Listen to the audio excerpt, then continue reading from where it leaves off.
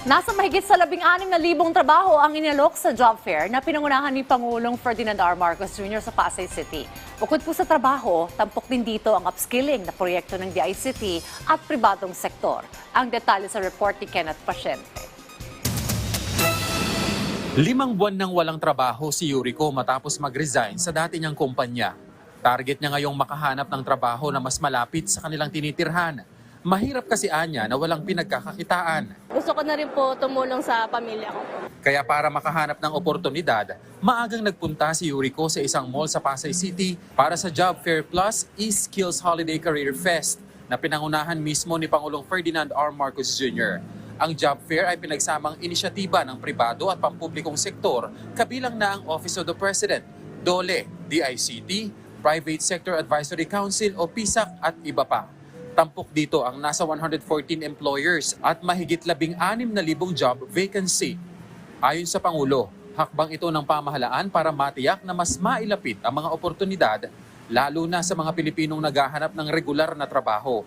In these times, when many Filipinos are having a hard time finding employment that matches their skills, their interests, and their aspirations, we all recognize that this is our responsibility to ensure that assistance is something that meets them wherever they are.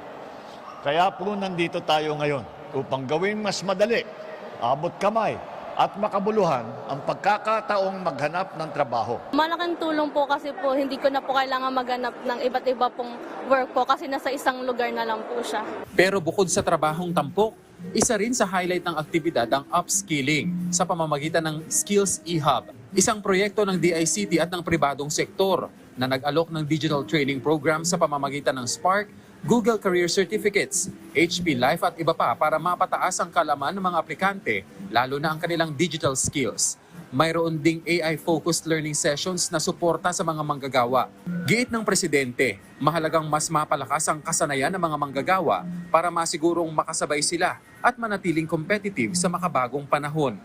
Dahil ang trabaho ngayon ay mabilis ang pagbabago at ang mga pangangailangan ng marurunong na gawin ang trabahong yan. Tayong lahat ay nararamdaman natin ang bilis ng takbo at ng progreso ng teknolohiya. Kaya lahat ng sektor ng ekonomiya kailangan makapaghanap ng kanilang mga manggagawa, kanilang mga magiging empleyado na meron silang natutunan na mga skills training para bagay yung kanilang alam doon sa kanilang magiging trabaho. Magandang bagay, sir. Papasahan mo na lang sila lahat.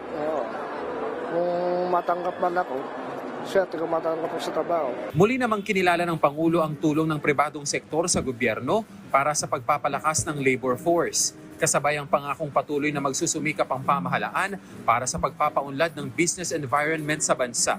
Be assured, this administration will continue to create a fair, transparent, and enabling business environment, one that encourages both local and foreign investments and rewards persistence with progress.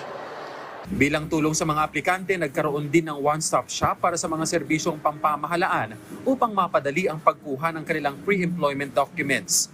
Ilan din sa mga nag-apply ang hired on the spot. Kenneth Pasyente, para sa Pambansang TV, sa Bagong Pilipinas.